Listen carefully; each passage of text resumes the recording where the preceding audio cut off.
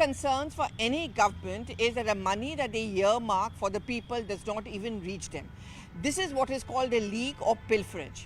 Well, in a big news coming in and an acknowledgement by the government, and this was given by the Finance Minister Nirmala Sitharaman, who's on a tour of Washington and in other American cities as well, where she said that because of India's digitization and its online transactions and even the government's dealings online, this pilferage has come down by at least $40 billion.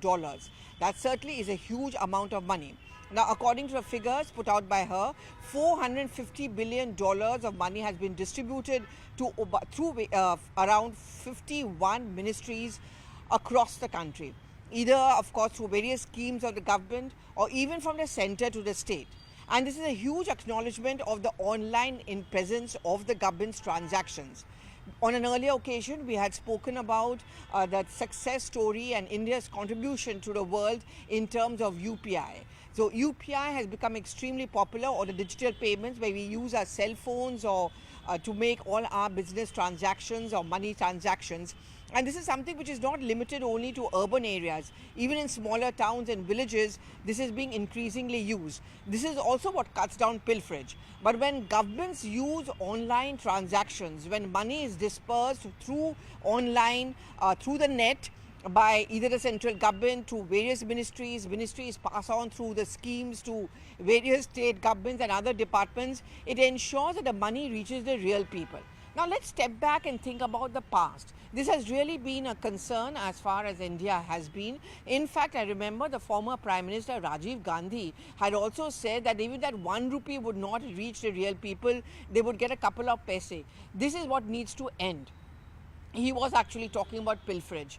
When we talk about corruption, we essentially talk about increasing role of the middlemen, the money lenders. They are the people who step in. Now suppose the government is here on one side and we the people on the other. Pilferage would mean that the money from here to here does not go directly. It goes through various via media. It goes through, it could be an intermediaries, it could be middlemen, and as a result of which each of the people who come in between here and there are actually keeping it for themselves. So if there's a lump sum of say around 100 rupees which should go from here to there, it doesn't reach this person with that 100 rupees. At the end of the day, this person may end up getting only say 2 rupees, if he's lucky around 10 rupees. Pilferage is exactly what this is all about. And that is what has been one of the hallmarks of the government, which is what the Finance Minister pointed out. We've ensured that the money travels from here through this part directly, through online, through transparency, and there is no pilferage. And in fact, this is the kind of procedure which has been adopted even when the central government gives out funds to the state governments, that there should be no via media.